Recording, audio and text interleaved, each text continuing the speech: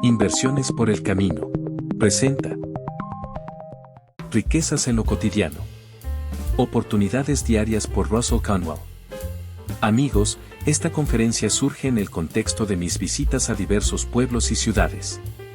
Mi objetivo es llegar con suficiente antelación para interactuar con diversos actores locales, tales como el administrador de correos, el barbero, el encargado del hotel, el director de las escuelas, y los ministros de algunas iglesias. Además, visito fábricas y tiendas, manteniendo conversaciones con la gente, para comprender las condiciones locales y la historia de cada lugar, explorando las oportunidades que tuvieron, y aquellas que no pudieron aprovechar. Cada pueblo tiene su propia dinámica y peculiaridades. La esencia de riquezas en lo cotidiano ha permanecido constante a lo largo del tiempo. La premisa fundamental es que, en nuestro país, cada individuo tiene la posibilidad de superarse a sí mismo, aprovechando su entorno, habilidades, energía y relaciones personales. La idea central es destacar que las oportunidades para el crecimiento personal están siempre presentes y depende de cada persona reconocer y capitalizar esas posibilidades en su propio contexto. Este concepto ha sido expresado de manera consistente por Russell H. Conwell.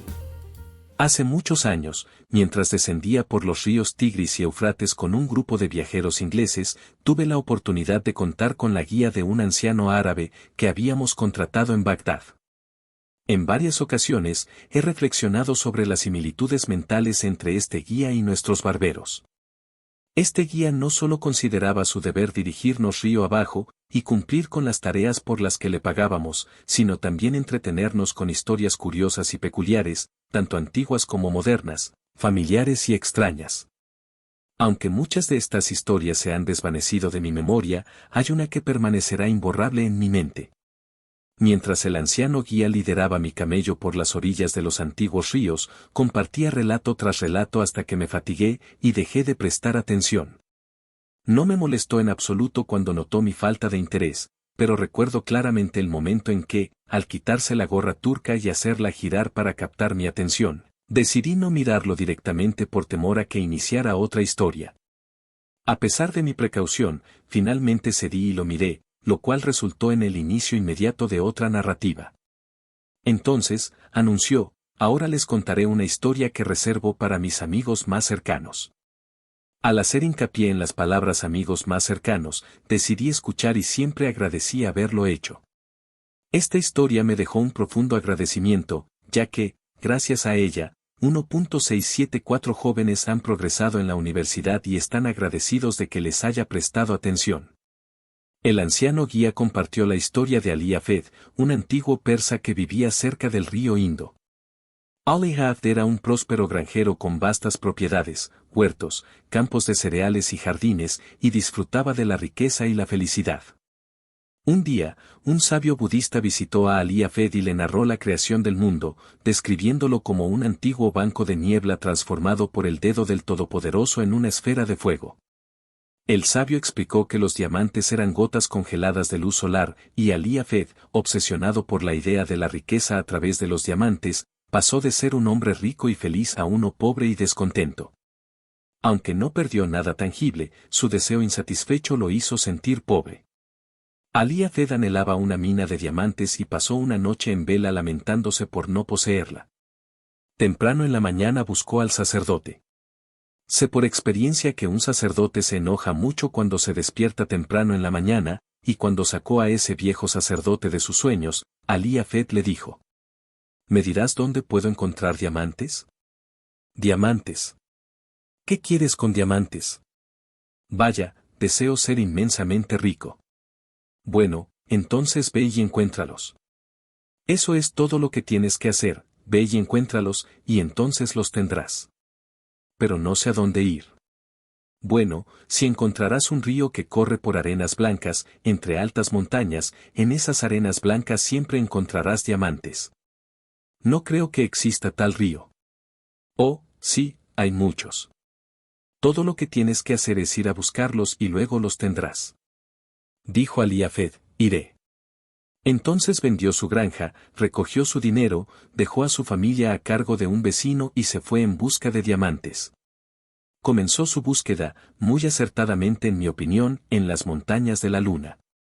Después vino a Palestina, luego vagó por Europa y, finalmente, cuando todo su dinero se había gastado y se encontraba en harapos, miseria y pobreza, se paró en la orilla de esa bahía en Barcelona, en España, cuando un maremoto llegó rodando entre los pilares de Hércules, y el pobre, afligido, sufriente y moribundo no pudo resistir la terrible tentación de arrojarse a esa marea entrante, y se hundió bajo su cresta espumosa, para nunca volver a levantarse en esta vida.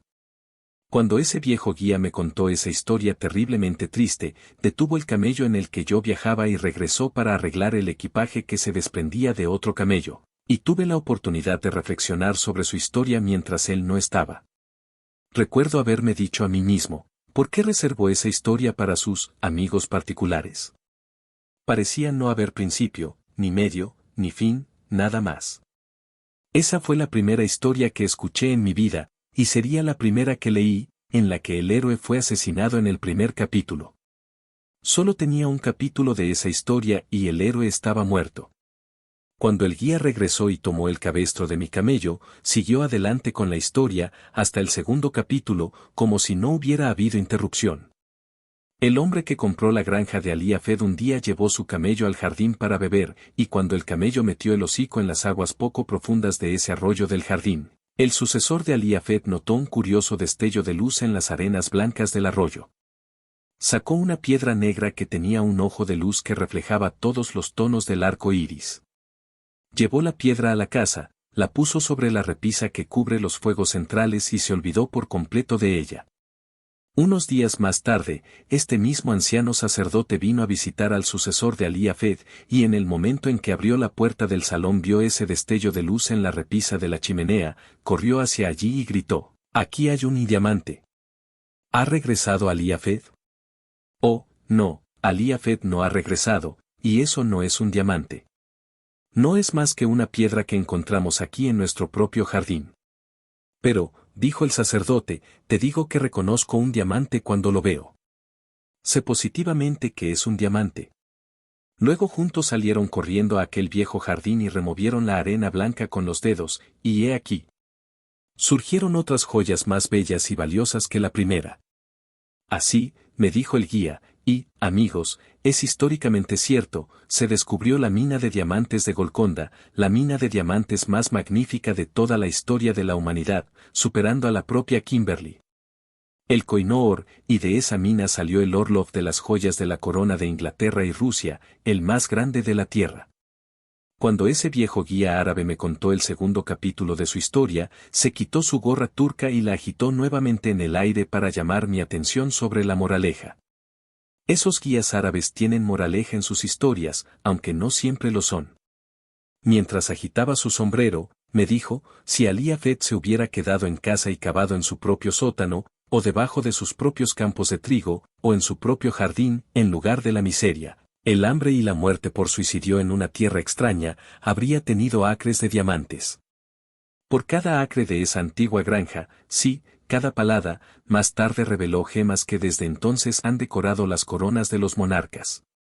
Cuando añadió la moraleja a su historia, comprendí por qué la reservaba para sus amigos particulares. Pero no le dije que podía verlo.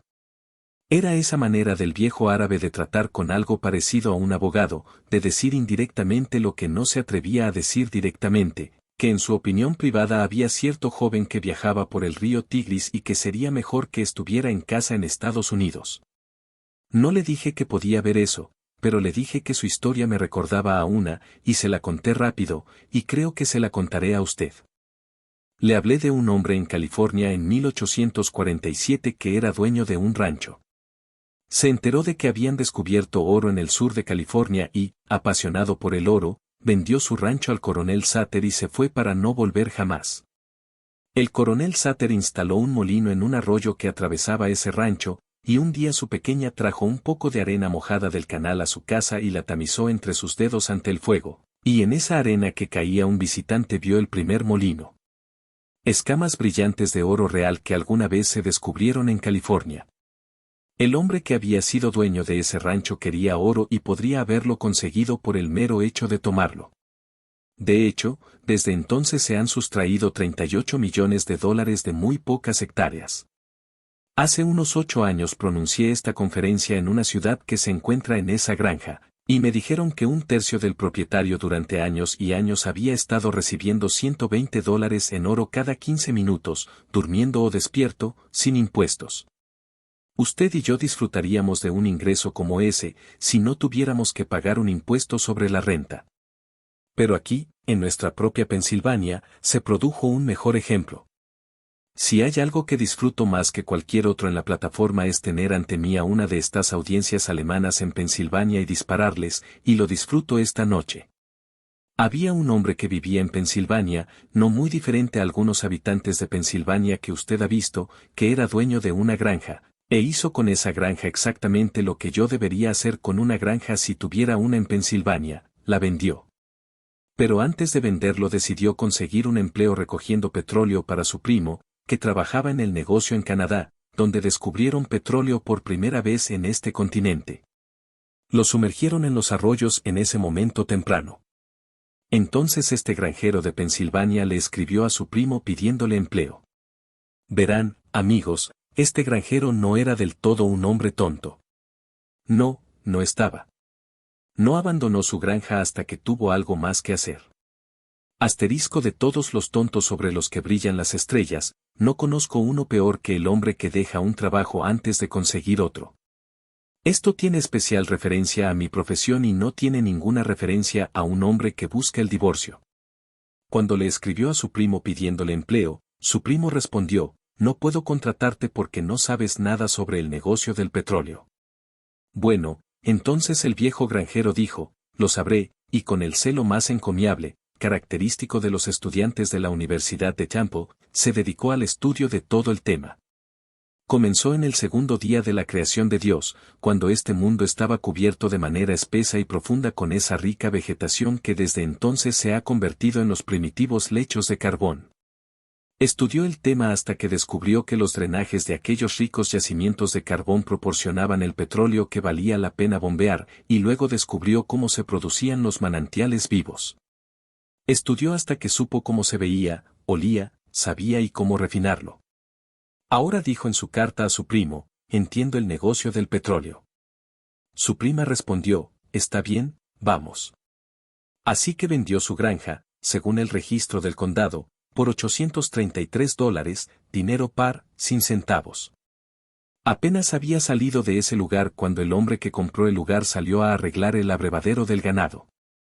Descubrió que el dueño anterior había salido años antes y había colocado una tabla a lo largo del arroyo detrás del granero, de canto dentro de la superficie del agua a solo unos centímetros. El propósito de esa tabla en ese ángulo agudo a través del arroyo era arrojar a la otra orilla una espuma de aspecto espantoso a través de la cual el ganado no metía la nariz. Pero con esa tabla allí para tirarlo todo a un lado, el ganado bebería abajo. Y así aquel hombre que había ido a Canadá había estado reprimiendo durante 23 años una inundación de petróleo de carbón que los geólogos estatales de 10 años después, Pensilvania nos declaró que ya entonces valía $100 millones para nuestro estado, y hace 4 años nuestro geólogo declaró que el descubrimiento valía para nuestro estado $1.000 millones. El hombre dueño de ese territorio en el que ahora se encuentra la ciudad de Titusville, y de esos valles de Pleasantville, había estudiado el tema desde el segundo día de la creación de Dios hasta el presente. Lo estudió hasta saberlo todo y, sin embargo, se dice que lo vendió entero por $833, y repito, no tiene sentido. Pero necesito otra ilustración. Lo encontré en Massachusetts y lo siento porque ese es el estado de donde vengo. Este joven de Massachusetts representa solo otra fase de mi pensamiento. Fue al Yale College, y estudió minas y minería, y se convirtió en un experto como ingeniero de minas que las autoridades de la universidad lo contrataron para capacitar a los estudiantes que estaban atrasados en sus clases. Durante su último año ganó $15 a la semana por hacer ese trabajo. Cuando se graduó, aumentaron su salario de $15 a $45 por semana y le ofrecieron una cátedra, y tan pronto como lo hicieron, se fue directamente a casa con su madre. Asterisco si le hubieran subido el sueldo a ese niño de 15 pesos a 15 pesos con 60 centavos se habría quedado y estaría orgulloso del lugar, pero cuando de un salto le subieron a 45 pesos, dijo, madre, no voy a trabajar por 45 pesos a la semana. La idea de un hombre con un cerebro como el mío trabajando por $45 a la semana. Salgamos a California y exploremos minas de oro y plata, y seamos inmensamente ricos. Su madre dijo, ahora, Charlie, es mejor ser feliz que ser rico. Sí, dijo Charlie, pero también es mejor ser rico y feliz. Y ambos tenían razón al respecto. Como él era hijo único y ella viuda, por supuesto que se salió con la suya. Siempre lo hacen. Se vendieron en Massachusetts, y en lugar de ir a California se fueron a Wisconsin, donde volvió a trabajar en la Superior Copper Mining Company por $15 a la semana, pero con la condición en su contrato de que debería tener un interés en cualquier minas que debería descubrir para la empresa.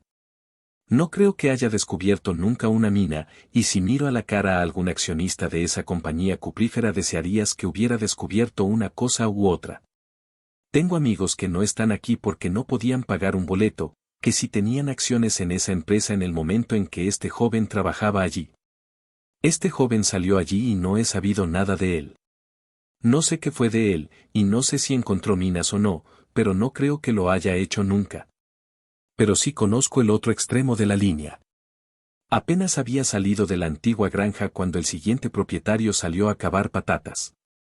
Las patatas ya estaban creciendo en la tierra cuando compró la granja, y cuando el viejo granjero traía una cesta de patatas, ésta se abrazó muy fuerte entre los extremos de la valla de piedra.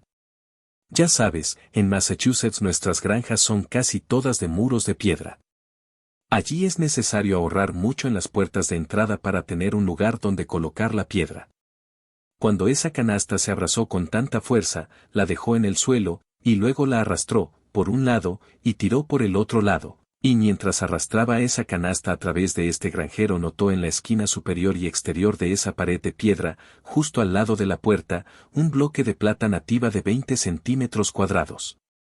Ese profesor de minas, minería y mineralogía que sabía tanto sobre el tema que no quería trabajar por $45 a la semana, cuando vendió esa granja en Massachusetts se sentó sobre esa plata para cerrar el trato.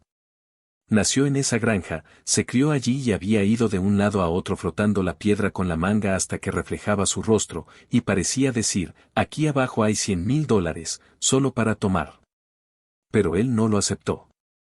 Fue en una casa en Newburyport, Massachusetts, y no había plata allí, todo lejos, bueno, no sé dónde, y él no, pero en otro lugar, y él era profesor de mineralogía.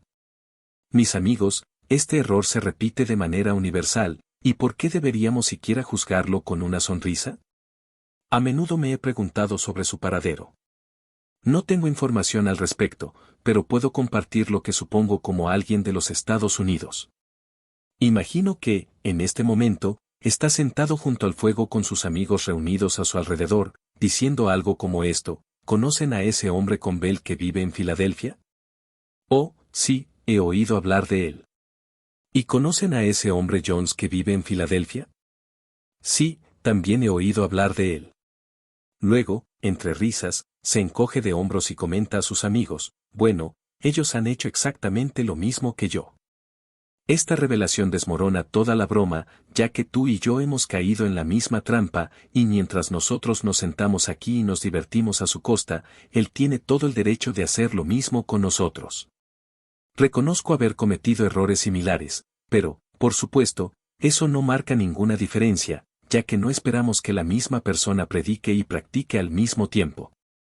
Al venir aquí esta noche y mirar a esta audiencia, veo nuevamente lo que he visto continuamente durante estos 50 años, hombres que están cometiendo precisamente el mismo error.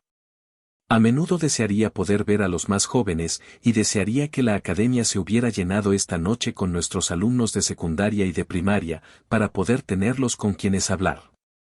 Si bien hubiera preferido una audiencia así, porque son los más susceptibles, ya que no han crecido con sus prejuicios como nosotros, no han adquirido ninguna costumbre que no puedan romper, no han encontrado ningún fracaso como tenemos, y aunque tal vez podría hacer más bien a un público como ese que a personas adultas, haré lo mejor que pueda con el material que tengo.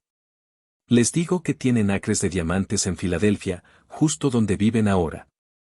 Oh, pero dirás, no puedes saber mucho sobre tu ciudad si crees que hay acres de diamantes aquí. Me interesó mucho ese relato en el periódico del joven que encontró ese diamante en Carolina del Norte. Fue uno de los diamantes más puros jamás descubiertos y tiene varios antecesores cerca de la misma localidad. Fui a ver a un distinguido profesor de mineralogía y le pregunté de dónde creía que procedían esos diamantes. El profesor consiguió el mapa de las formaciones geológicas de nuestro continente y lo trazó. Dijo que atravesó los estratos carboníferos subyacentes adaptados para dicha producción, hacia el oeste a través de Ohio y el Mississippi, o, con mayor probabilidad, llegó hacia el este a través de Virginia y la costa del Océano Atlántico. Es un hecho que los diamantes estaban allí, pues han sido descubiertos y vendidos, y que fueron llevados allí durante el periodo de deriva, desde alguna localidad del norte. Ahora bien, ¿quién puede decir que una persona que se hunda con su taladro en Filadelfia encontrará algún rastro de una mina de diamantes aquí abajo? Hay amigos. No puedes decir que no estás en una de las minas de diamantes más grandes del mundo, porque un diamante como ese solo proviene de las minas más rentables que se encuentran en la Tierra. Pero sirve simplemente para ilustrar mi pensamiento, que enfatizo diciendo que, si no tienes las minas de diamantes reales, literalmente tienes todo lo que serían buenas para ti. Porque ahora que la reina de Inglaterra ha hecho el mayor elogio jamás conferido a una mujer estadounidense por su vestimenta porque no apareció con ninguna joya en la recepción tardía en Inglaterra, de todos modos, casi ha eliminado el uso de diamantes. Lo único que te importaría serían los pocos que usarías si deseas ser modesto, y el resto lo venderías por dinero. Ahora bien, vuelvo a decir que la oportunidad de enriquecerse, de alcanzar grandes riquezas, está ahora aquí en Filadelfia, al alcance de casi todos los hombres y mujeres que me escuchen hablar esta noche, y lo que digo es en serio. Ni siquiera en estas circunstancias he venido a esta plataforma para recitarles algo. He venido a decirles lo que a los ojos de Dios creo que es la verdad, y si los años de vida han sido de algún valor para mí en el logro del sentido común, sé que tengo razón, que los hombres y mujeres sentados aquí, a quienes tal vez les resultó difícil comprar una entrada para esta conferencia o reunión de esta noche, tienen a su alcance acres de diamantes, oportunidades para hacerse en gran medida ricos. Nunca hubo un lugar en la tierra más adaptado que la ciudad de Filadelfia hoy, y nunca en la historia del mundo un hombre pobre sin capital tuvo tal oportunidad de enriquecerse rápida y honestamente como la tiene ahora en nuestra ciudad. Yo digo que es la verdad y quiero que la acepten como tal, porque si creen que he venido simplemente a recitar algo, será mejor que no esté aquí.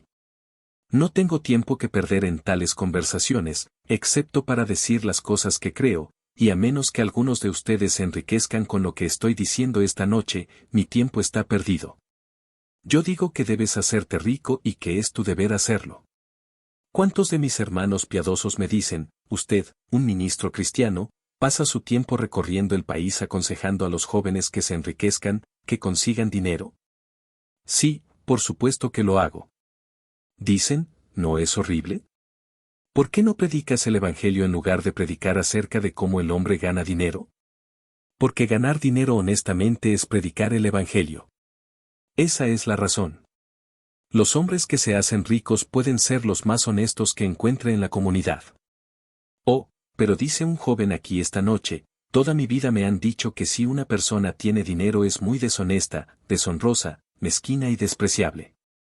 Amigo mío, esa es la razón por la que no tienes ninguno, porque tienes esa idea de las personas. El fundamento de vuestra fe es totalmente falso. Permítanme decirlo claramente y brevemente, aunque sujeto a una discusión para la que no tengo tiempo aquí, que 98 de cada 100 hombres ricos de Estados Unidos son honestos. Por eso son ricos. Por eso se les confía el dinero. Por eso llevan a cabo grandes empresas y encuentran mucha gente que trabaja con ellas. Es porque son hombres honestos. Otro joven dice, a veces oigo hablar de hombres que reciben millones de dólares de forma deshonesta. Sí, por supuesto que sí, y yo también. Pero, de hecho, son algo tan raro que los periódicos hablan de ellos todo el tiempo como una noticia hasta que te haces a la idea de que todos los demás hombres ricos se hicieron ricos deshonestamente. Amigo mío, Llévame, si me das el auto, a los suburbios de Filadelfia y preséntame a las personas propietarias de sus casas en los alrededores de esta gran ciudad, esas hermosas casas con jardines y flores, esas magníficas casas tan hermosas en su arte, y les presentaré a las mejores personas, tanto en carácter como en espíritu empresarial, de nuestra ciudad, y ustedes saben que lo haré. Un hombre no es realmente un verdadero hombre hasta que es dueño de su propia casa, y aquellos que son dueños de sus casas se vuelven más honorables, honestos y puros, verdaderos, económicos y cuidadosos, al ser dueños de la casa. Que un hombre tenga dinero, incluso en grandes sumas, no es algo inconsistente. Predicamos contra la codicia, y usted sabe que lo hacemos, en el púlpito, y muchas veces predicamos contra ella durante tanto tiempo y usamos términos sobre ganancias deshonestas de manera tan extrema que los cristianos tienen la idea de que cuando estamos en el púlpito creemos que es malo. Que cualquier hombre tenga dinero, hasta que la cesta de la colecta se da vuelta, y entonces casi maldecimos a la gente porque no dan más dinero. O, la inconsistencia de doctrinas como esa. El dinero es poder y debes ser razonablemente ambicioso para tenerlo. Deberías hacerlo porque puedes hacer más bien con él que sin él. El dinero imprimió su Biblia, el dinero construye sus iglesias, el dinero envía a sus misioneros y el dinero paga a sus predicadores, y usted tampoco tendría muchos de ellos si no les pagara. Siempre estoy dispuesto a que mi iglesia aumente mi salario, porque la iglesia que paga el salario más alto siempre lo aumenta más fácilmente. Nunca conociste una excepción en tu vida. El hombre que recibe el mayor salario puede hacer el mayor bien con el poder que se le otorga.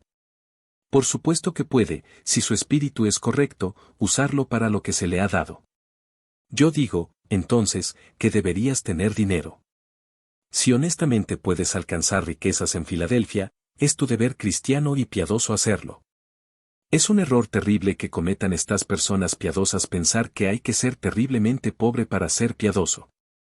Algunos hombres dicen, ¿no simpatizas con los pobres? Por supuesto que sí, de lo contrario no habría estado dando conferencias estos años.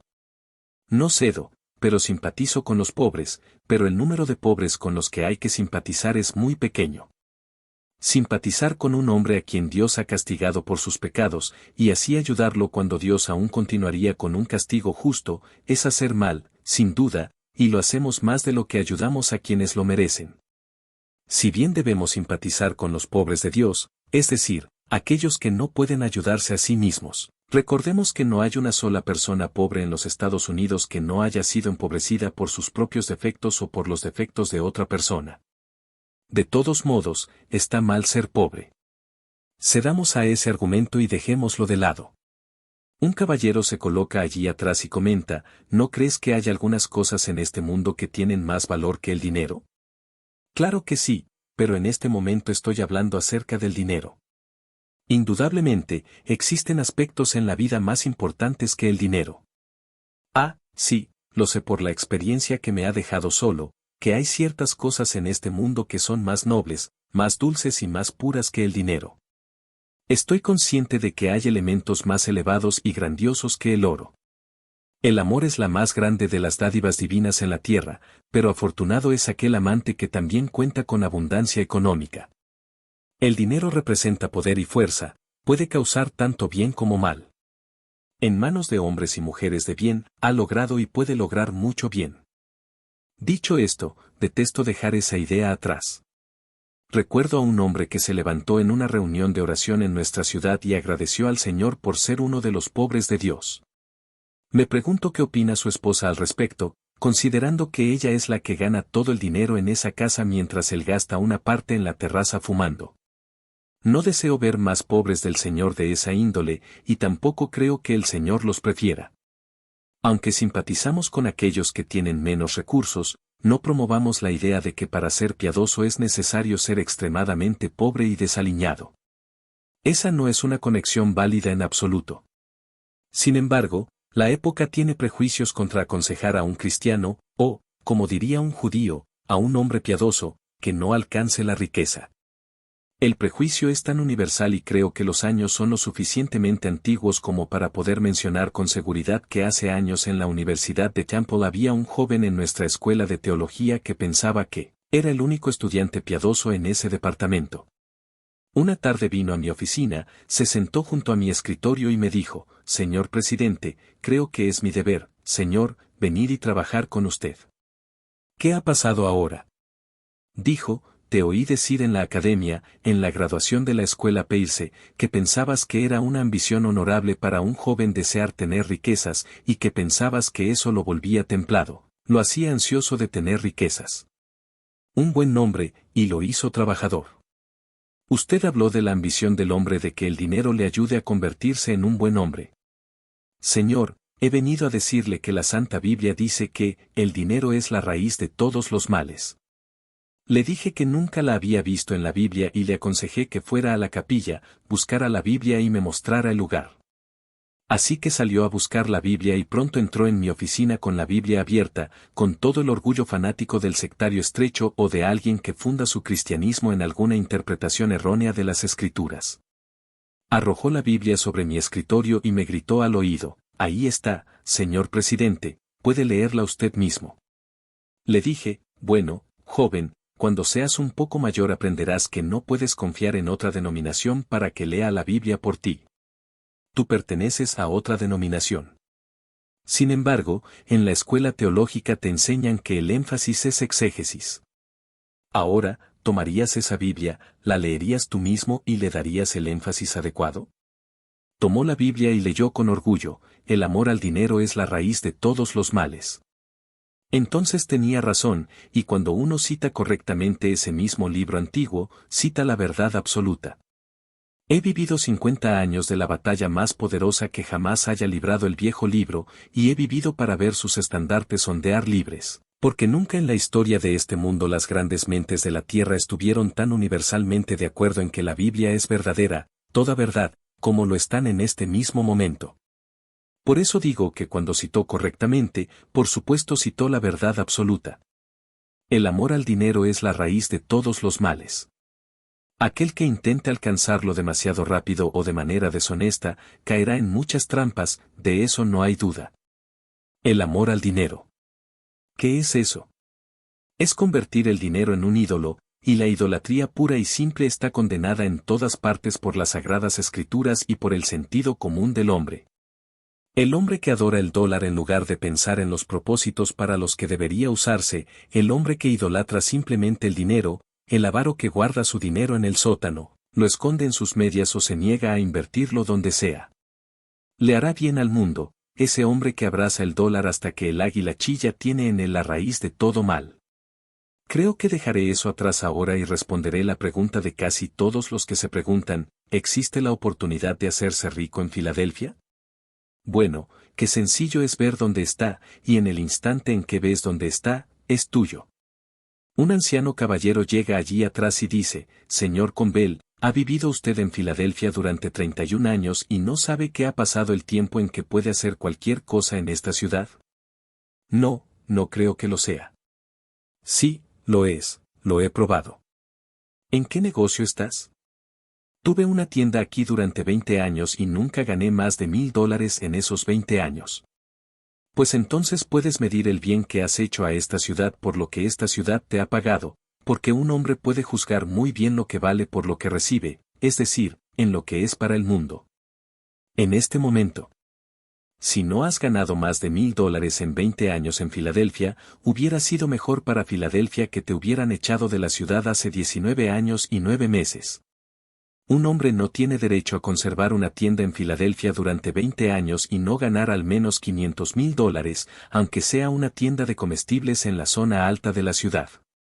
Dices, ahora no puedes ganar $5,000 en una tienda. Oh, amigos míos, si tomaran solo 4 cuadras a su alrededor y descubrieran lo que la gente quiere y lo que ustedes deberían proporcionar, y lo anotaran con su lápiz y calcularan las ganancias que obtendrían si se lo proporcionaran, muy pronto lo verías. Hay riqueza dentro del sonido de tu voz. Alguien comenta, usted no sabe nada de negocios. Un predicador nunca sabe nada de negocios. Bien, entonces tendré que demostrar que tengo experiencia. No es algo que disfrute hacer, pero es necesario para que mi testimonio sea tomado en serio. Mi padre tenía una tienda en el campo, y si hay algún lugar bajo las estrellas donde un hombre adquiere experiencia en una variedad de transacciones comerciales, es en una tienda rural. No me enorgullece particularmente esa experiencia, pero en ocasiones, cuando mi padre estaba ausente, me dejaba a cargo de la tienda, aunque afortunadamente no era algo muy frecuente. En muchas ocasiones, amigos, esto es lo que sucedía: un hombre entraba a la tienda y preguntaba, ¿tienen navajas? Y yo respondía, no, no tenemos navajas, y me retiraba tarareando una melodía. ¿Qué me importaba ese hombre? Luego entraba otro granjero y preguntaba, ¿tienen navajas? Y yo respondía de nuevo, no, no tenemos navajas, mientras me alejaba tarareando otra melodía. Entonces, un tercer hombre entraba por la misma puerta y preguntaba, ¿tienen navajas? Y mi respuesta era, no. ¿Por qué todo el mundo por aquí pregunta por navajas? ¿Acaso creen que mantenemos esta tienda para abastecer a todo el vecindario con navajas? ¿Manejas tu tienda en Filadelfia de la misma manera? La dificultad radicaba en que en ese momento no había aprendido que los fundamentos de la piedad y los principios fundamentales del éxito en los negocios son exactamente los mismos. El hombre que afirma, no puedo llevar mi religión a los negocios, se revela como alguien incompetente en los negocios, en camino a la bancarrota o, peor aún, como un ladrón, uno de los tres, sin duda. Fracasará en muy poco tiempo, ciertamente, si no incorpora su religión en los negocios. Si hubiera estado manejando la tienda de mi padre con un enfoque cristiano, un enfoque piadoso, habría tenido una navaja disponible cuando el tercer hombre la solicitó. En ese momento, realmente le habría prestado un servicio y, a cambio, habría recibido la recompensa que era mi deber recibir. Hay algunos cristianos demasiado piadosos que piensan que si obtienes algún beneficio de cualquier cosa que vendes, eres un hombre injusto. Por el contrario, sería un delincuente vender bienes por menos de lo que cuestan. No tienes derecho a hacer eso. No puedes confiarle tu dinero a un hombre que no puede cuidar el suyo propio. No puedes confiar en un hombre de tu familia que no es fiel a su propia esposa. No puedes confiar en un hombre en el mundo que no comienza con su propio corazón, su propio carácter y su propia vida. Habría sido mi deber proporcionar una navaja al tercer hombre, o al segundo, y vendérsela y sacarme provecho. No tengo más derecho a vender bienes sin obtener ganancias con ellos que a cobrarle deshonestamente más de lo que valen. Pero debo vender cada mercancía de tal manera que la persona a quien se la vendo gane tanto como yo. Vivir y dejar vivir es el principio del Evangelio y el principio del sentido común cotidiano. Oh, joven, escúchame, vive sobre la marcha. No esperes hasta haber cumplido mis años para empezar a disfrutar de cualquier cosa de esta vida. Si me devolvieran los millones, o 50 centavos, que he tratado de ganar en estos años, no me haría nada parecido al bien que me hace ahora en esta presencia casi sagrada de esta noche. Oh, sí, esta noche me pagan 100 veces más por dividir, como he tratado de hacer en cierta medida a lo largo de los años. No debería hablar así, suena egoísta, pero ya tengo edad suficiente para que me disculpen por ello. Debería haber ayudado a mis semejantes, lo cual he intentado hacer, y todos deberían intentar hacerlo y obtener la felicidad de ello. El hombre que regresa a casa con la sensación de que ha robado $1 ese día, de que le ha robado a un hombre lo que le correspondía honestamente, no disfrutará de un dulce descanso. Se levanta cansado por la mañana y al día siguiente va a su trabajo con la conciencia sucia. No es un hombre de éxito en absoluto, aunque puede haber ahorrado millones. Pero el hombre que ha pasado por la vida dividiendo siempre con sus semejantes, haciendo y exigiendo sus propios derechos y sus propios beneficios, y dando a todos los demás sus derechos y beneficios, vive cada día, y no solo eso, sino que el camino real hacia la gran riqueza. La historia de los miles de millonarios demuestra que así es. El hombre de allí que dijo que no podía fabricar nada en una tienda de Filadelfia ha estado llevando su tienda con un principio equivocado. Supongamos que mañana por la mañana voy a su tienda y le pregunto, ¿conoce al vecino A, que vive a una cuadra de distancia, en la casa número 1240? Oh, sí, lo conocí. Trabaja aquí en la tienda de la esquina. ¿De dónde vino él? No sé. ¿Cuántos tiene en su familia? No sé. ¿Qué boleta vota? No sé. ¿A qué iglesia va? No lo sé y no me importa. ¿Para qué haces todas estas preguntas? Si tuvieras una tienda en Filadelfia, ¿me responderías así? Si es así, entonces usted está llevando a cabo su negocio tal como yo llevaba el negocio de mi padre en Worthington, Massachusetts. No sabes de dónde vino tu vecino cuando se mudó a Filadelfia y no te importa. Si te hubiera importado, ahora serías un hombre rico. Si te hubieras preocupado lo suficiente por él como para interesarte por sus asuntos, para descubrir lo que necesitaba, habrías sido rico. Pero vas por el mundo diciendo, no hay oportunidad de hacerte rico, y la culpa está justo en tu propia puerta. Pero otro joven se acerca y dice, no puedo dedicarme al negocio mercantil. Aunque hablo de comercio, se aplica a todas las ocupaciones. ¿Por qué no puedes dedicarte al negocio mercantil? Porque no tengo capital. Oh, esa criatura débil y tonta que no puede ver por encima de su cuello. A una persona le debilita ver a estos pequeños parados en las esquinas y diciendo, oh, si tuviera mucho capital, qué rico me volvería. Joven, ¿crees que te vas a hacer rico con el capital? Ciertamente. Bueno, yo digo, por supuesto que no. Si tu madre tiene mucho dinero y ella te pone en marcha un negocio, tú la pones en marcha a ella, proporcionándote capital. En el momento en que un hombre o una mujer joven obtiene más dinero del que ha adquirido gracias a la experiencia práctica, ese momento ha recibido una maldición. No es de ninguna ayuda para un joven o una joven heredar dinero.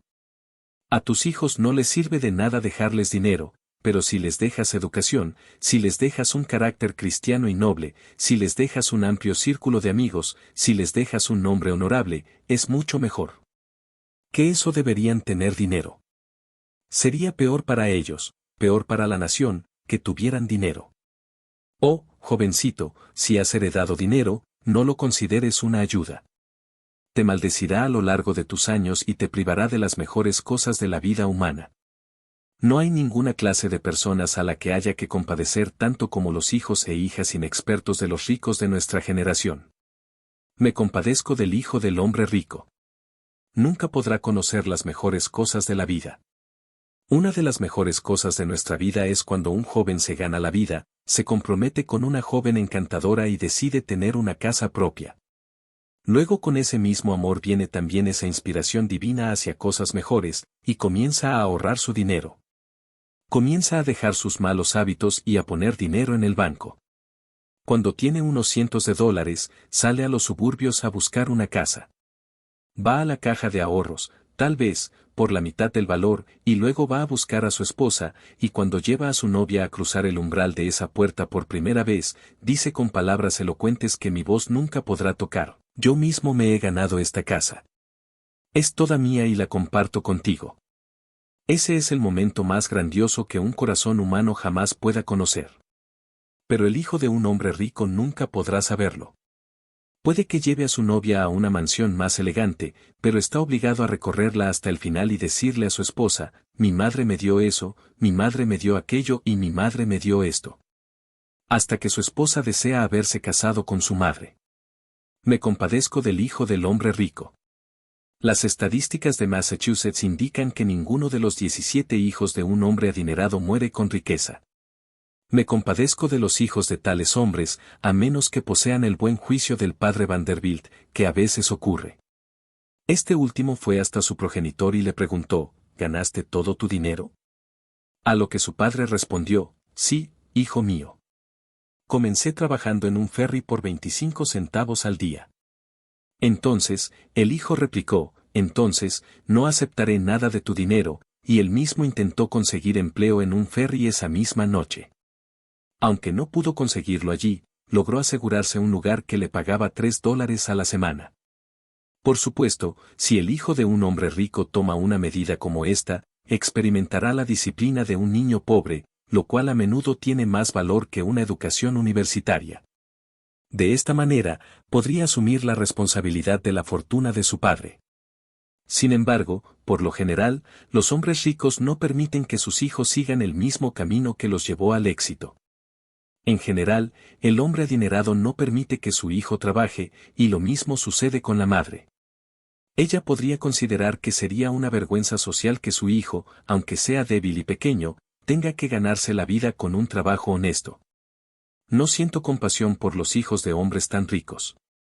Recuerdo uno en las cataratas del Niágara. Creo recordar uno mucho más cerca. Creo que hay presentes señores que estuvieron en un gran banquete, y pido perdón a sus amigos. En un banquete aquí en Filadelfia, se sentó a mi lado un joven de buen corazón y me dijo, «Señor Conbell, ha estado enfermo durante 2 o 3 años. Cuando salga, tome mi limusina y le llevará hasta tu casa en Broad Street». Le agradecí mucho y tal vez no debería mencionar el incidente de esta manera, pero sigo los hechos. Me subí al asiento del conductor de esa limusina, afuera, y cuando subíamos le pregunté al conductor, «¿Cuánto costó esta limusina?» 6.800 y tuvo que pagar el impuesto. Bueno, dije, ¿el propietario de esta máquina alguna vez la conduce él mismo? El chofer se rió de tal manera que perdió el control de su máquina. La pregunta le sorprendió tanto que subió corriendo a la acera y dobló una farola en la esquina para salir de nuevo a la calle. Y cuando salió a la calle se rió hasta que toda la máquina tembló. Dijo, «Él conduce esta máquina. Oh, tendría suerte si supiera lo suficiente como para salir cuando lleguemos allí. Debo hablarle sobre el hijo de un hombre rico en las cataratas del Niágara». Llegué de la conferencia al hotel y, cuando me acerqué al escritorio del empleado, allí estaba el hijo de un millonario de Nueva York. Era un espécimen indescriptible de potencia antropológica. Tenía un casquete a un lado de la cabeza, con una borla de oro en la parte superior, y un bastón con empuñadura de oro debajo del brazo con más dentro que en su cabeza. Es algo muy difícil describir a ese joven. Llevaba unos anteojos a través de los cuales no podía ver, botas de charol con las que no podía caminar y pantalones con los que no podía sentarse, vestía como un saltamontes. Este grillo humano se acercó al escritorio del empleado justo cuando yo entraba, se ajustó su lente ciega y le habló de esta manera al empleado. Verás, pensó que era inglés, ya sabes, cesear. En tercer lugar, tendrás la amabilidad de proporcionarme ese papa y envelopes. El empleado del hotel midió a ese hombre rápidamente, sacó los sobres y el papel de un cajón, los arrojó al otro lado del mostrador hacia el joven y luego se volvió hacia sus libros. Deberías haber visto a ese joven cuando esos sobres llegaron a ese mostrador. Se hinchó como un pavo devorador, se ajustó el monóculo que no veía y gritó, «Vuelve aquí. Ahora, ordenarás a un Terband que se lleve ese papa y envelopes a John Dadek». Oh, pobre, miserable y despreciable mono americano. No podía transportar papel ni sobres a 6 metros de distancia. Supongo que no pudo bajar los brazos para hacerlo. No siento compasión por tales parodias de la naturaleza humana. Si no tienes capital, jovencito, me alegro. Lo que necesitas es sentido común, no centavos de cobre. Lo mejor que puedo hacer es ilustrarlo con hechos reales que todos ustedes conocen. Ad Stewart, un niño pobre de Nueva York, tenía $1,50 para empezar su vida. Perdió 87,5 centavos de esa cantidad en la primera empresa. Qué afortunado ese joven que pierde la primera vez que juega. Ese chico dijo, «Nunca volveré a apostar en los negocios», y nunca lo hizo. ¿Cómo llegó a perder 87,5 centavos? Probablemente todos conozcan la historia de cómo lo perdió, porque compró algunas agujas, hilos y botones para vender los que la gente no quería, y se los dejó en las manos, una pérdida total. El niño dijo, «No perderé más dinero de esa manera». Luego fue primero a las puertas y preguntó a la gente qué querían. Luego, cuando descubrió lo que querían, invirtió sus 62,5 centavos para satisfacer una demanda conocida.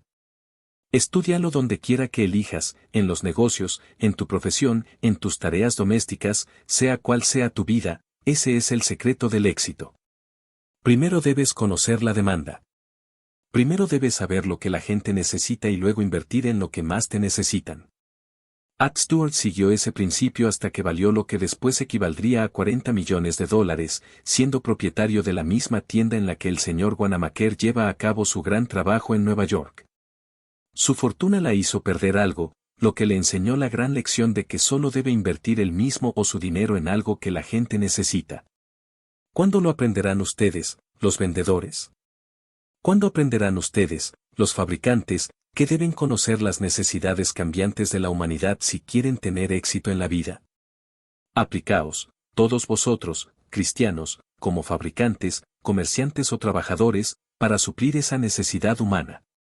Es un gran principio tan amplio como la humanidad y tan profundo como las escrituras mismas.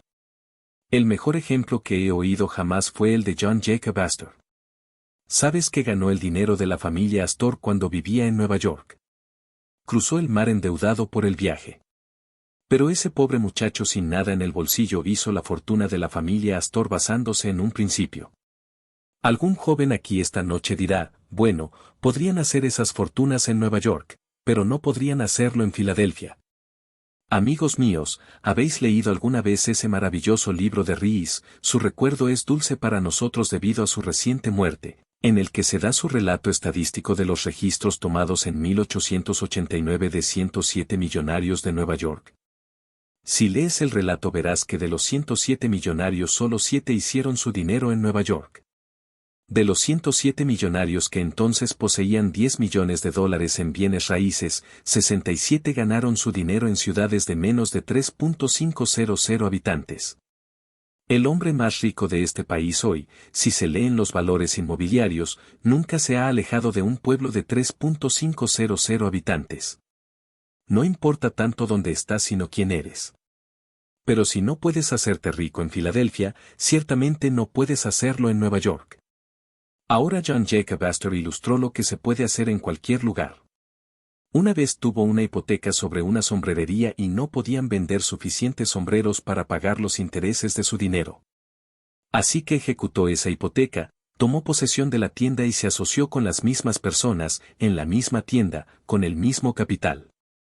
No les dio ni $1 de capital. Tenían que vender productos para conseguir dinero. Luego los dejó solos en la tienda tal como estaban antes, y salió y se sentó en un banco del parque, a la sombra.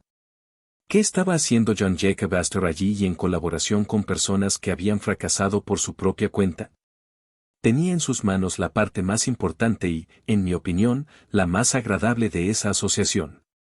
Porque mientras John Jacob Astor estaba sentado en ese banco, observaba a las damas mientras pasaban, ¿y dónde está el hombre que no se haría rico con ese negocio?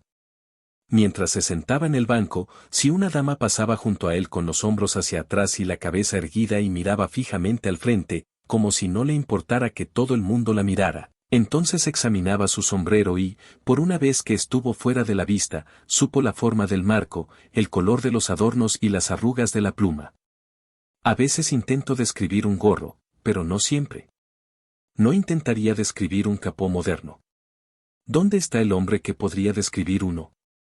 Este conjunto de todo tipo de madera flotante se pegaba en la parte posterior de la cabeza o en el costado del cuello, como un gallo al que solo le queda una pluma en la cola.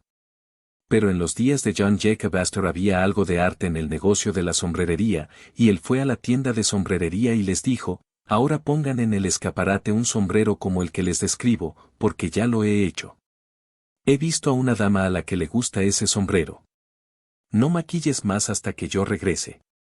Luego salió y volvió a sentarse, y pasó junto a él otra señora de otra forma, de diferente tez, con otra forma y color de sombrero. Ahora, dijo, pon un sombrero así en el escaparate. No llenó su escaparate en la ciudad con un montón de sombreros y gorros para ahuyentar a la gente, y luego sentarse en las escaleras traseras y llorar porque la gente iba a Guanamakers a comerciar. No había en aquel escaparate sombrero ni cofia que no le gustara a alguna señora antes de que se lo maquillaran. La marea de la costumbre comenzó a cambiar de inmediato, y esa ha sido la base de la tienda más grande de Nueva York en esa línea, y todavía existe como una de las 3 tiendas. John Jacob Astor hizo su fortuna después de que fracasaron en los negocios, no dándoles más dinero, sino averiguando que les gustaba a las damas como sombreros antes de desperdiciar material en confeccionarlos. Les digo que, si un hombre pudiera prever el negocio de la sombrerería, podría prever cualquier cosa bajo el cielo. Supongamos que esta noche pasara ante esta audiencia y les preguntara en esta gran ciudad manufacturera si no hay oportunidades de enriquecerse en la industria manufacturera. Oh, sí, dice un joven, aquí todavía hay oportunidades si construyes con algo de confianza y si tienes $2 o $3 millones para empezar como capital. Joven, la historia de la disolución de los fideicomisos por ese ataque a las grandes empresas solo ilustra lo que ahora es la oportunidad del hombre más pequeño. Nunca llegó el momento en la historia del mundo en el que uno pudiera enriquecerse tan rápidamente fabricando sin capital como se puede hacer ahora. Pero dirás, no puedes hacer nada por el estilo. No puedes empezar sin capital. Joven, déjame ilustrarte por un momento. Debo hacerlo. Es mi deber para con todos los jóvenes, porque muy pronto todos emprenderemos negocios con el mismo plan. Joven, recuerda que, si sabes lo que la gente necesita, has adquirido más conocimiento sobre una fortuna que cualquier cantidad de capital que pueda darte. Había un hombre sin empleo que vivía en Ingham, Massachusetts, enfrentando dificultades económicas. Pasaba el tiempo holgazaneando en casa hasta que un día su esposa le instó a salir a trabajar. Dado que vivían en Massachusetts, el hombre obedeció y se dirigió a la orilla de la bahía. Allí, comenzó a tallar una piedra hasta convertirla en una cadena de madera. Esa noche, sus hijos pelearon por la cadena, así que él talló otra para mantener la paz. Mientras trabajaba en la segunda cadena, un vecino entró y le sugirió, ¿por qué no tallas juguetes para vender? Podrías ganar dinero así. El hombre dudó, diciendo, no sé por dónde empezar. El vecino le animó, ¿por qué no preguntas a tus propios hijos qué les gustaría? Están justo aquí en tu casa. El hombre, aunque escéptico, siguió la sugerencia y, a la mañana siguiente, le preguntó a su hija Mary qué tipo de juguete le gustaría. La respuesta de Mary fue una lista extensa de juguetes para muñecas. Sin recursos para comprar madera, el hombre recogió leña y talló los populares juguetes Ingham sin pintar. Comenzó fabricándolos para sus hijos, y luego hizo copias que vendió en la tienda vecina. Con el tiempo, comenzó a generar ingresos, y según el señor Lawson en su libro Frenzied Finance, este hombre se convirtió en la persona más adinerada de Massachusetts. Actualmente, posee una fortuna de $100 millones, todo basado en un principio fundamental, entender que lo que gusta a sus propios hijos en casa probablemente gustará a los hijos de otras personas en sus hogares. Este juicio acertado sobre las preferencias humanas, ya sea por él mismo, su esposa o sus hijos, resultó ser la clave de su éxito en la fabricación. Algunos podrían preguntar, ¿no necesitaba capital? Sí, solo tenía una navaja, aunque no se especifica si la había pagado. Hablé así ante una audiencia en New Britain, Connecticut, y una señora que estaba 4 asientos atrás fue a su casa y trató de quitarse el cuello, y el botón del cuello se atascó en el ojal. Lo tiró y dijo, voy a levantarme algo mejor que eso para ponerme collares. Su marido dijo, después de lo que Conbell dijo esta noche, verá que se necesita un cierre de cuello mejorado que sea más fácil de manejar. Hay una necesidad humana, hay una gran fortuna. Ahora, entonces, levántese un botón del cuello y hazte rico. Se burló de ella y, en consecuencia, de mí, y esa es una de las cosas más tristes que a veces me invade como una profunda nube de medianoche, aunque he trabajado tan duro durante más de medio siglo, que poco he logrado. ¿Realmente lo he hecho alguna vez? A pesar de la grandeza y la belleza de sus cumplidos de esta noche, no creo que 1 de cada 10 de ustedes vaya a ganar $1 millón porque están aquí esta noche, pero no es mi culpa, es tuya. Lo digo sinceramente. ¿De qué sirve hablar si la gente nunca hace lo que les aconsejo? Cuando su marido la ridiculizó, ella decidió que haría un mejor botón para el cuello, y cuando una mujer decide lo hará y no dice nada al respecto, lo hace. Fue esa mujer de Nueva Inglaterra la que inventó el botón a presión que ahora se puede encontrar en cualquier lugar. Al principio era un botón de cuello con un capuchón de resorte fijado en el lado exterior. Cualquiera de ustedes que use impermeables modernos conoce el botón que simplemente se presiona y, cuando lo desabrocha, simplemente lo separa. Ese es el botón al que me refiero y que ella inventó. Posteriormente inventó varios botones más, invirtió en más y luego se asoció con grandes fábricas. Ahora esa mujer cruza el mar todos los veranos en su barco de vapor privado, sí, y se lleva a su marido con ella. Si su marido muriera, a ella le quedaría dinero suficiente para comprar un duque o un conde extranjero o algún título similar según las últimas cotizaciones. ¿Cuál es ahora mi lección en ese incidente? Es esto, le dije entonces, aunque no la conocía, lo que ahora te digo a ti, tu riqueza está demasiado cerca de ti. Estás mirando por encima de ella, y tuvo que mirarlo porque estaba justo debajo de su barbilla. He leído en el periódico que una mujer nunca inventó nada. Bueno, ese periódico debería empezar de nuevo. Por supuesto, no me refiero a los chismes, me refiero a las máquinas, y si lo hiciera sería mejor que incluyera a los hombres. Ese periódico nunca podría aparecer si las mujeres no hubieran inventado algo. Amigos, piensen. Mujeres, pensad. Dices que no puedes hacer una fortuna porque estás lavando ropa, o manejando una máquina de coser, puede ser, o caminando ante un telar, y sin embargo puedes ser millonario si sigues esta dirección casi infalible. Cuando dices que una mujer no inventa nada, pregunto, ¿quién inventó el telar de yacuar que teje cada puntada que usas? Señora Yacuar. El rodillo de la imprenta, fueron inventados por las esposas de los agricultores. ¿Quién inventó la desmotadora de algodón del sur que enriqueció tan sorprendentemente a nuestro país? La señora General Greene inventó la desmotadora de algodón y le mostró la idea al señor Whitney, quien, como un hombre, la aprovechó. ¿Quién inventó la máquina de coser? Si mañana fuera a la escuela y les preguntara a sus hijos, dirían, Elias Howe. Estuvo conmigo en la guerra civil, y a menudo en mi tienda, y a menudo le oí decir que trabajó 14 años para montar esa máquina de coser. Pero un día su esposa decidió que morirían de hambre si no se inventaba algo pronto, y en 2 horas inventó la máquina de coser. Por supuesto, sacó la patente a su nombre. Los hombres siempre hacen eso. ¿Quién inventó el cortacésped y la segadora? Según la comunicación confidencial del señor McCormick, publicada recientemente, se trataba de una mujer de Virginia Occidental que, después de que su padre y él fracasaron por completo en fabricar una segadora y la abandonaron, tomó muchas tijeras y las clavó en el borde de una tabla, con un eje de cada par suelto, y luego los conectó de modo que cuando tiraba del cable en una dirección los cerraba, y cuando tiraba del cable en otra dirección los abría, y ahí tenía el principio del segadora.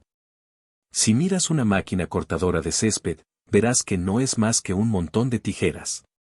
Si una mujer puede inventar una máquina segadora, si una mujer puede inventar un telar de yacuar, si una mujer puede inventar una desmotadora de algodón, si una mujer puede inventar un interruptor de carro, como ella hizo e hizo posibles los carros, si una mujer puede inventar, como dijo el señor Carnegie, los grandes exprimidores de hierro que sentaron las bases de todos los millones de acero de los Estados Unidos, nosotros los hombres podemos inventar cualquier cosa bajo las estrellas. Lo digo para animar a los hombres. ¿Quiénes son los grandes inventores del mundo? Nuevamente esta lección se presenta ante nosotros. El gran inventor se sienta a tu lado, o tú mismo eres esa persona. Oh, pero dirás, nunca he inventado nada en mi vida. Tampoco lo hicieron los grandes inventores hasta que descubrieron un gran secreto. ¿Crees que es un hombre con una cabeza como una medida de Selemín o un hombre como un rayo? No es ninguna de las dos cosas. El verdadero gran hombre es un hombre sencillo, directo, cotidiano y con sentido común. Nadie soñaría que fue un gran inventor si no viera algo que realmente había hecho. Sus vecinos no lo consideran tan bueno. Nunca ves nada grandioso por encima de tu valla trasera. Dices que no hay grandeza entre tus vecinos.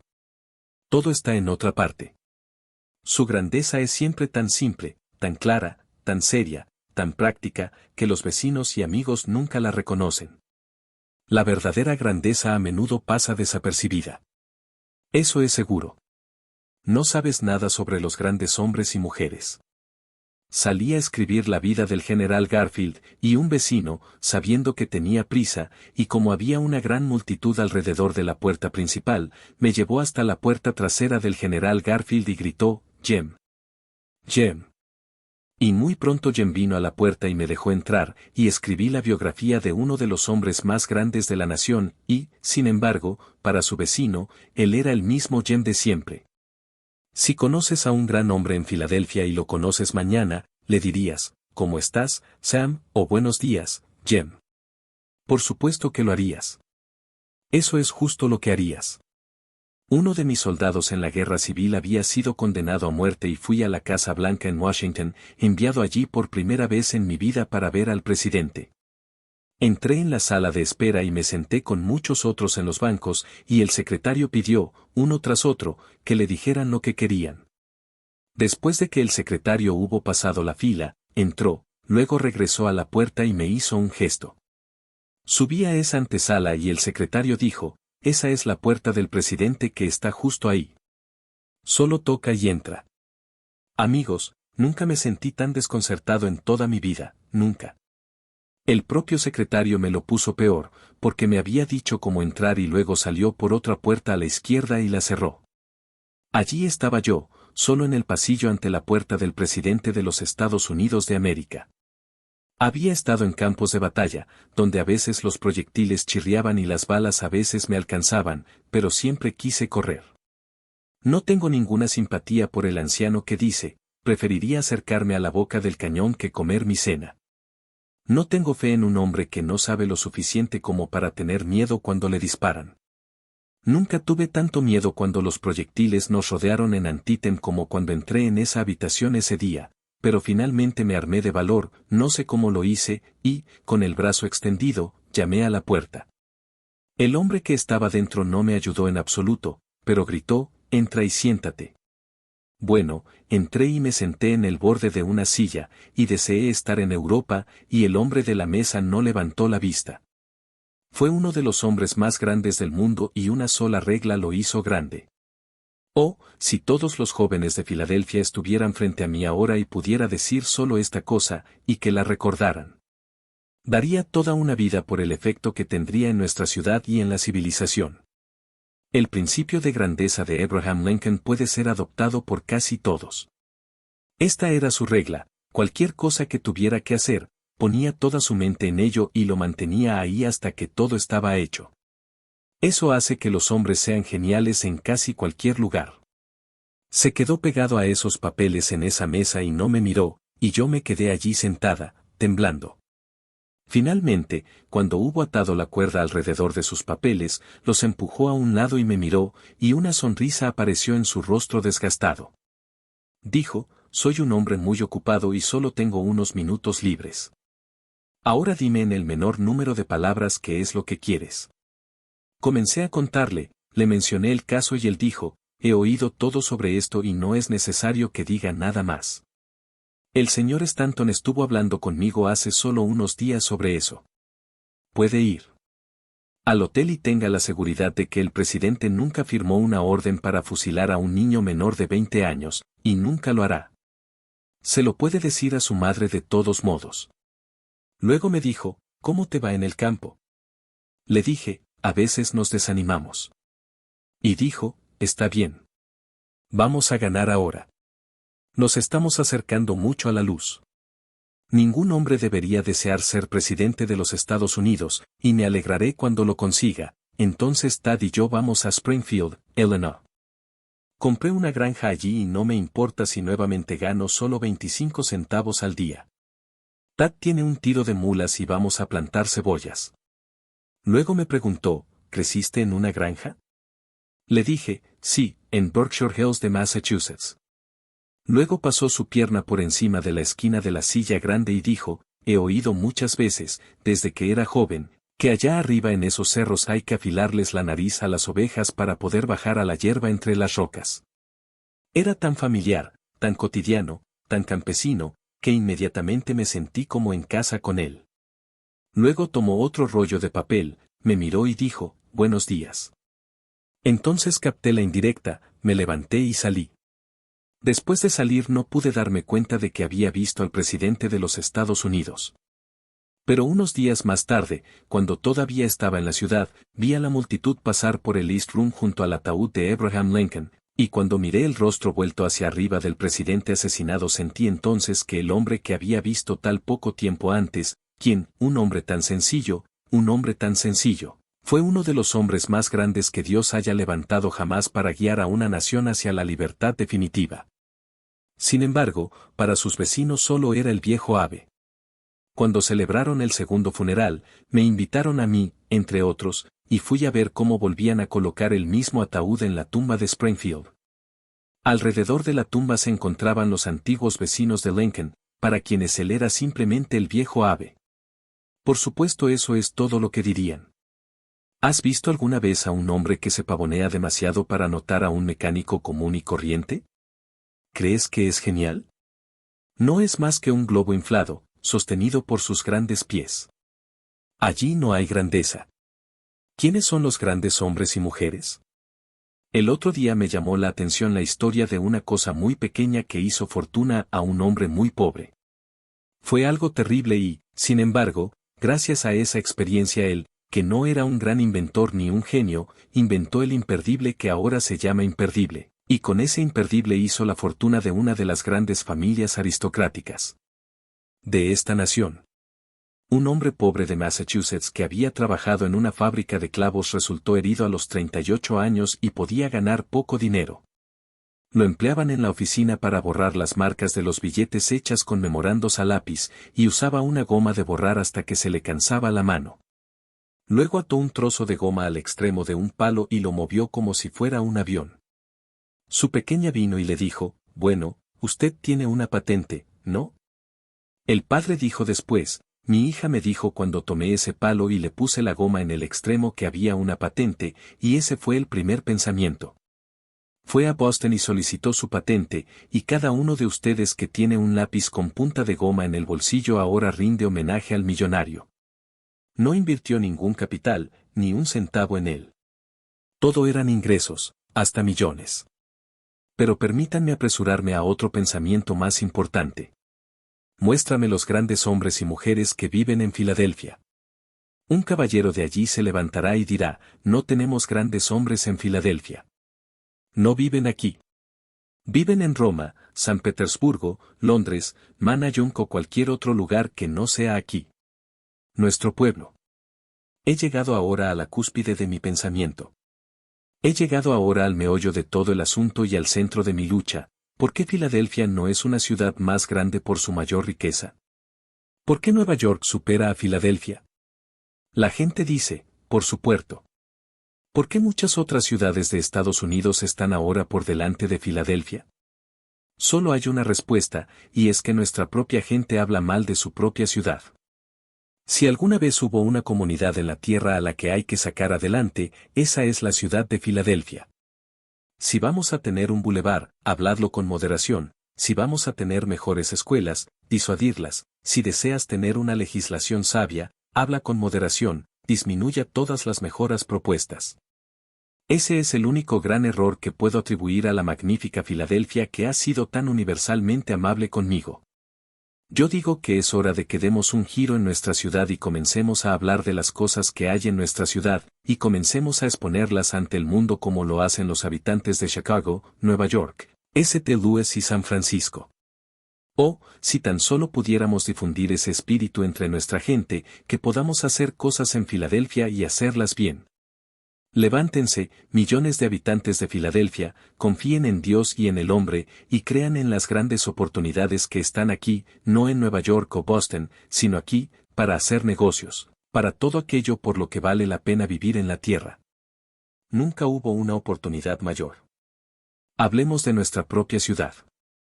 Pero esta noche hay otros dos jóvenes aquí, y eso es todo lo que me atreveré a decir, porque ya es demasiado tarde. Uno de allí se levanta y dice, habrá un gran hombre en Filadelfia, pero nunca lo hubo. Oh, ¿es así? ¿Cuándo vas a ser genial? Cuando soy elegido para algún cargo político. Joven, ¿no aprenderás la lección de la cartilla de política de que es una evidencia prima facie de pequeñez ocupar un cargo bajo nuestra forma de gobierno? A veces grandes hombres llegan a cargos públicos, pero lo que este país necesita es hombres que hagan lo que les digamos que hagan. Esta nación, donde el pueblo gobierna, está gobernada por el pueblo, para el pueblo, y mientras así sea, el funcionario no es más que el siervo del pueblo, y la Biblia dice que el siervo no puede ser mayor que el amo. La Biblia dice, el que es enviado no puede ser mayor que el que lo envió. El pueblo gobierna, o debería gobernar, y si lo hace, no necesitamos hombres más importantes en el poder. Si los grandes hombres de Estados Unidos ocuparan nuestros cargos, nos convertiríamos en un imperio en los próximos 10 años. Conozco a muchas mujeres jóvenes, ahora que se acerca el sufragio femenino, que dicen, algún día seré presidenta de los Estados Unidos. Creo en el sufragio femenino y no hay duda de lo que se avecina, y de todos modos me estoy apartando del camino. Quizás quiera una oficina para mí solo, pero si la ambición de un cargo influye en las mujeres en su deseo de votar, quiero decir aquí mismo lo que les digo a los jóvenes, que, si solo tienes el privilegio de emitir un voto, no obtendrás nada que sea vale la pena. A menos que puedas controlar más de un voto, serás desconocido y tu influencia se disipará tanto que prácticamente no se sentirá. Este país no se gobierna por votos. ¿Cree que es? Se rige por la influencia. Está gobernado por las ambiciones y las empresas que controlan los votos. La joven que cree que va a votar solo para ocupar un cargo está cometiendo un terrible error. Ese otro joven se levanta y dice, habrá grandes hombres en este país y en Filadelfia. ¿Es así? ¿Cuándo? Cuando llegue una gran guerra, cuando nos encontremos en dificultades por la espera vigilante en México, cuando entremos en guerra con Inglaterra por algún hecho frívolo, o con Japón, China, Nueva Jersey o algún país lejano. Entonces marcharé hacia la boca del cañón, barreré entre las relucientes bayonetas, saltaré a la arena y derribaré la bandera y la llevaré en triunfo. Volveré a casa con estrellas en el hombro y ocuparé todos los cargos en el regalo del nación, y seré grande. No, no lo harás. Cree que un cargo lo hará excelente, pero recuerde que, si no es excelente antes de obtener el cargo, no lo será cuando lo consiga. Solo será un burlesco en esa forma. Celebramos un jubileo de la paz aquí después de la Guerra Española, aunque en el oeste algunos dudaron de la noticia, argumentando que Filadelfia no habría oído hablar de ninguna guerra española hasta dentro de 50 años. Aquellos que presenciaron la procesión por Broad Street pudieron ver el coche de Tallio con el teniente Hobson a bordo detenerse en la puerta principal. La multitud estalló en aclamaciones, hurra por Hobson, y, de haber estado presente, habría participado en los vítores, ya que considero que él merece un reconocimiento mucho mayor de su país del que ha recibido hasta ahora. No obstante, es esencial destacar que al preguntar en una escuela quién hundió el Merrimack en Santiago, y obtener la respuesta Hobson, se está perpetuando una inexactitud. Había otros 7 héroes en ese vapor, cuyas contribuciones y sacrificios deberían ser igualmente reconocidos. En esta distinguida reunión, compuesta por individuos altamente inteligentes, es posible que algunos no puedan nombrar a los otros 7 hombres que compartieron el valeroso acto en el Merrimack. Esta manera de enseñar historia es insuficiente. Deberíamos destacar que, sin importar cuán humilde sea la posición de un hombre, si cumple plenamente con su deber, tiene el mismo derecho al honor del pueblo estadounidense que un rey en su trono. Sin embargo, lamentablemente, no inculcamos ese enfoque en la enseñanza actual. Actualmente, se presenta la idea de que son solo los generales quienes participan en todos los combates. Después de la guerra, tuve el privilegio de visitar al general Robert E. Lee, un caballero cristiano y una figura destacada tanto en el norte como en el sur. Durante nuestra conversación, el general compartió una anécdota sobre su sirviente, Rastus, un soldado de color enlistado. Un día, en tono de burla, le preguntó, Rastus, he oído que mataron al resto de tu compañía, ¿por qué no te mataron a ti? Rastus, con astucia, le guiñó un ojo y respondió, porque cuando haya alguna pelea, me quedo con los generales. Recuerdo otra ilustración. Lo dejaría fuera si no fuera por el hecho de que cuando vayas a la biblioteca a leer esta conferencia, encontrarás que ha estado impresa en ella durante 25 años. Cierro los ojos, los cierro, y, he aquí. Veo los rostros de mi juventud. Sí, a veces me dicen, tu cabello no es blanco, estás trabajando día y noche sin que parezca que nunca parás, no puedes ser viejo. Pero cuando cierro los ojos, como cualquier otro hombre de mi edad, entonces regresan en tropel los rostros de los amados y perdidos de hace mucho tiempo, y sé, digan lo que digan los hombres, que es de noche. Ahora cierro los ojos y miro hacia mi ciudad natal en Massachusetts, y veo el recinto de exhibición de ganado en la cima de la montaña, puedo ver los cobertizos para caballos allí. Puedo ver la iglesia congregacional, ver el ayuntamiento y las casas de los montañeses, veo salir una gran asamblea de gente, vestida resplandecientemente, y puedo ver banderas ondeando y pañuelos ondeando y escuchar bandas tocando. Puedo ver esa compañía de soldados que se habían reenganchado marchando hacia ese recinto de exhibición ganadera. Yo era solo un niño, pero era capitán de esa compañía y estaba orgulloso. Una aguja de batista me habría reventado en pedazos. Entonces pensé que era el acontecimiento más grande que jamás le haya sucedido al hombre en la tierra. Si alguna vez has pensado que te gustaría ser rey o reina, ve y serás recibido por el alcalde. Tocaron las bandas y toda la gente salió a recibirnos.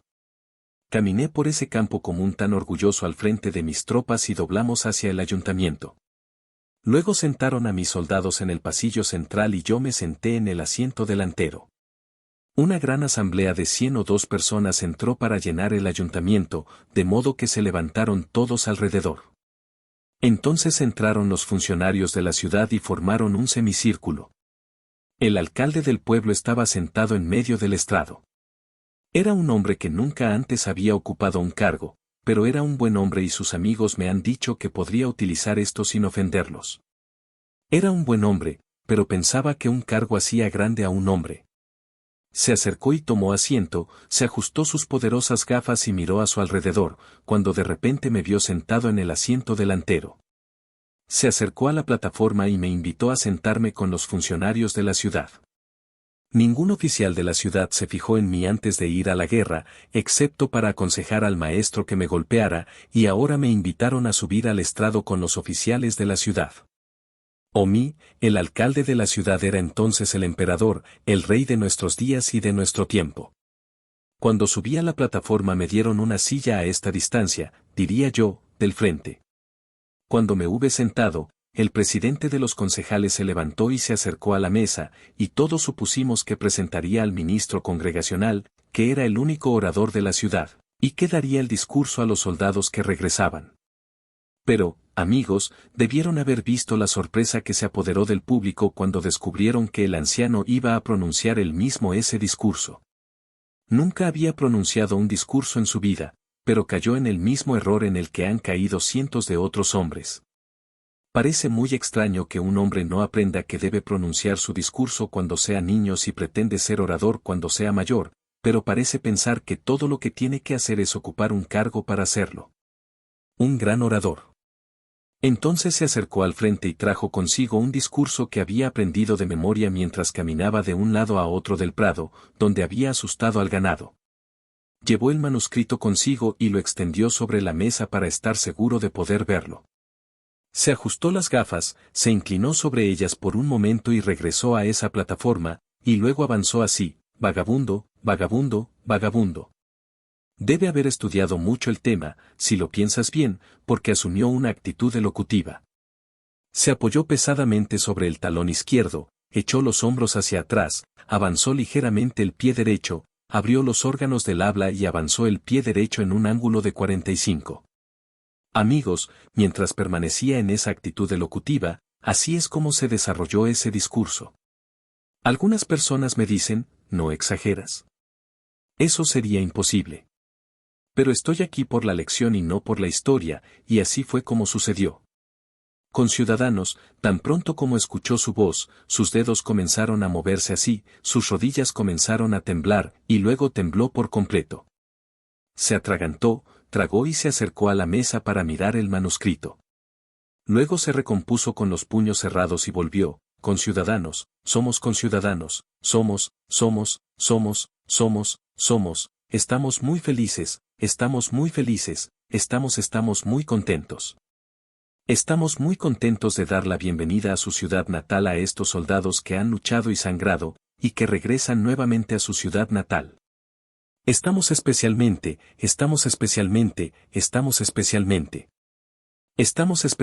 contentos de ver con hoy este joven héroe, eso se refería a mí, este joven héroe que en la imaginación, amigos, recuerden que dijo eso, si no hubiera dicho en la imaginación, no sería tan egoísta como para referirme a ello en todos, este joven héroe a quien en la imaginación hemos visto liderando. Hemos visto liderar a sus tropas hacia la brecha mortal. Hemos visto su brillo, su espada brillante, destellando a la luz del sol, mientras gritaba a sus tropas, vamos. Dios mío, querido, querido. Qué poco sabía ese buen hombre sobre la guerra. Si hubiera sabido algo sobre la guerra, debería haber sabido lo que cualquiera de mis camaradas del GAR aquí presentes esta noche les dirá que es cierto, que es casi un crimen que un oficial de infantería, en tiempo de peligro, siga adelante de sus hombres. Yo, con mi espada brillante brillando a la luz del sol, gritando a mis tropas, vamos. Nunca lo hice. ¿Crees que me pondría delante de mis hombres para que el enemigo me disparara por delante y mis propios hombres por detrás? Ese no es lugar para un oficial. El lugar del oficial en la batalla real está detrás de la línea. Cuán a menudo, como oficial de Estado Mayor, cabalgaba por la línea, cuando de repente nuestros hombres eran llamados a la línea de batalla, y los gritos rebeldes salían del bosque y gritaban, oficiales a la retaguardia. Oficiales a la retaguardia. Entonces cada oficial se sitúa detrás de la línea de soldados rasos, y cuanto más alto es el rango del oficial, más se rezaga. No porque sea menos valiente, sino porque las leyes de la guerra así lo exigen. Y, sin embargo, gritó, yo, con mi espada brillante. En esa casa estaba sentada la compañía de mis soldados que habían llevado a ese niño a través de los ríos Carolina para que no se mojara los pies. Algunos de ellos habían ido muy lejos para conseguir un cerdo o una gallina. Algunos de ellos habían muerto bajo los pinos cubiertos de conchas en las montañas de Tennessee, pero en el discurso del buen hombre apenas eran conocidos. Se refirió a ellos, pero solo de manera incidental. El héroe del momento fue este chico. ¿Le debía algo la nación? No, nada entonces y nada ahora. ¿Por qué fue él el héroe?